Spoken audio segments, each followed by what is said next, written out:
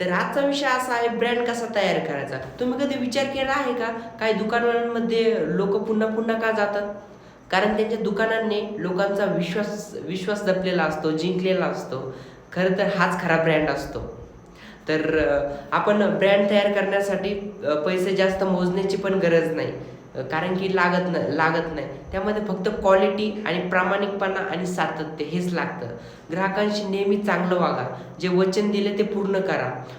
तुमचं काम इतकं चांगलं असू द्या, की ग्राहक तुमच्याकडे परत आलं पाहिजे.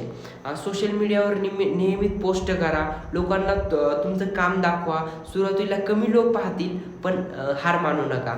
लक्षात ठेवा, आज लोक तुमच्या व्यवसाय ओळखणार नाहीत, पण जर तुम्ही रोज मेहनत केली तर उद्या लोक तुमच्या नावावर, विश्वासावर तुमच्या दुकानात येतात. ब्रँड हा एका दिवसात मोठा होत नाही. तो दररोज चांगल्या कामानुसार, त्यांच्या स्वभावानुसार होतो. तुम्ही आजपासून फक्त वस्तू विकू नका, विश्वास कमवा.